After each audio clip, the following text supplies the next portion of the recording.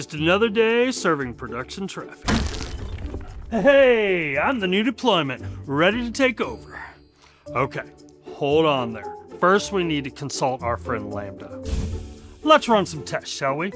Health checks? Metrics? Dependencies? But I'm ready now. Trust the process. Lambda here makes sure everything's working perfectly.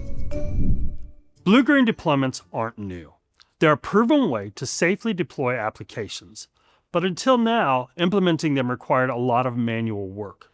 Developers had to configure and manage multiple environments, set up their own testing procedures, and handle traffic routing themselves. That's a lot of undifferentiated heavy lifting. Amazon ECS changes all that by making blue-green deployments native to the service. Now you can implement this powerful deployment strategy with minimal configuration, letting ECS handle the complex orchestration for you. Let me walk you through how we've configured blue-green deployments for this service.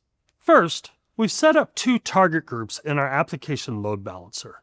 Then, we configured a listener on 80 and 81 to use the target groups. This allows ECS to manage traffic between our blue and green environments.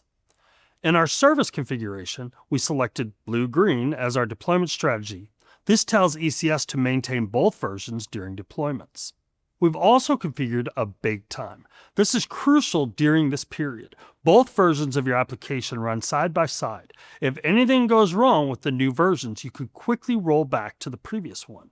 You can set this anywhere from 0 to 1,440 minutes. Now, let's look at how we've configured our lifecycle hooks.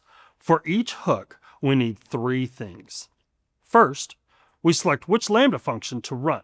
In our case, we've created a function that tests our application's endpoint. Next, we choose the IAM role that gives ECS permission to invoke our Lambda function. For this test, we're selecting post-test traffic shift. This means our Lambda will run after test traffic starts flowing to our green deployment. Our function will verify that the new code is handling requests correctly before we allow any production traffic. Our Lambda can respond in 3 ways. Succeeded, if all tests pass, letting the deployment continue. Failed, if there's an issue, triggering an automatic rollback. And finally, in progress, if we need more time to complete our tests. And here's something really powerful. You can add multiple hooks. Maybe you want one Lambda to check basic health, another to verify downstream dependencies, and a third to validate metrics. Each can run at different stages of your deployment. Now, let me show you what happens during an actual deployment. All right, let's trigger a new deployment. I'll update the service and force a new deployment to show you the lifecycle stages in action. As our deployment progresses, it moves through these stages. We start with pre-scale-up, where we can run initial verification before creating any new tasks. Then ECS scales up the green environment, creating new tasks with our updated code.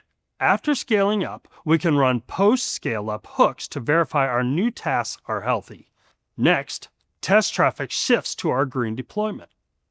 This is where post-test traffic shift Lambda hooks run, verifying that our new code handles requests correctly. Once testing passes, our Lambda hook returns a successful status. Production traffic shifts from blue to green. This happens all at once. After the shift, we can run final verification checks on our production traffic. Now, we enter our bake time. Both versions run side by side, giving us time to monitor the new deployment in production. Finally, once we're confident everything is working correctly, ECS cleans up the blue deployment.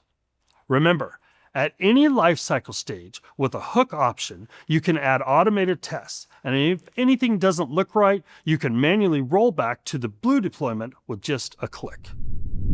See, that wasn't so bad, was it? Not at all. The test passed, the traffic shifted, and now I'm serving production. Yeah, everything looks good. Health checks passed, and the bake time confirmed everything is stable. Then my work here is done. Take good care of our users. Don't worry, I learn from the best. And if anything goes wrong, we can roll back faster than you can say, deployment failed.